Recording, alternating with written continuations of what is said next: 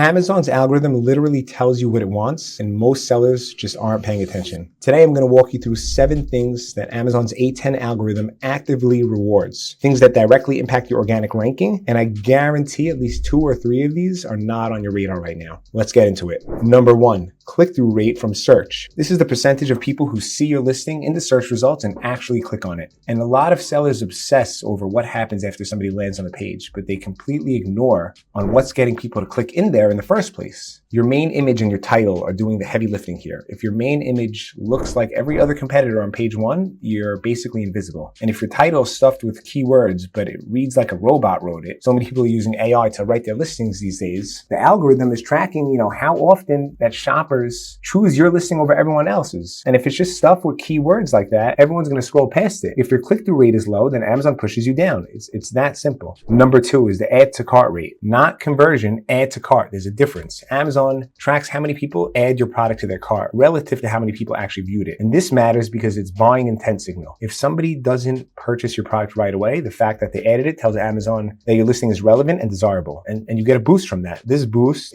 comes from having compelling bullet points, clear pricing, and an image that answers questions before somebody has to ask them. And number 3, external traffic that converts. This is huge, and it's gotten even more important over the last year. When you drive traffic from outside Amazon, from Google, from social media, from email, and that traffic actually buys, Amazon treats that like a massive trust signal. You're essentially bringing customers to their platform, and they love that. Here's the key though, it has to actually convert. If you're sending thousands of people from a Facebook ad who go to your listing and then bounce off, it actually hurts you. So it's quality over quantity every time. Number 4, seller authority in your category. This one is one of the less talked about ones. Amazon looks at your overall track record as a seller within a specific category. How long have you been selling there? What's your return rate? What's your customer feedback look like? And if you've been selling kitchen products for 3 years with great metrics, launching a new kitchen product, you're going to get a ranking boost compared to somebody who just jumped into that category for the first time. That's something some people could control, some people can't. And number 5 is listing completeness, and I mean truly complete. Back-end search terms filled out properly. A+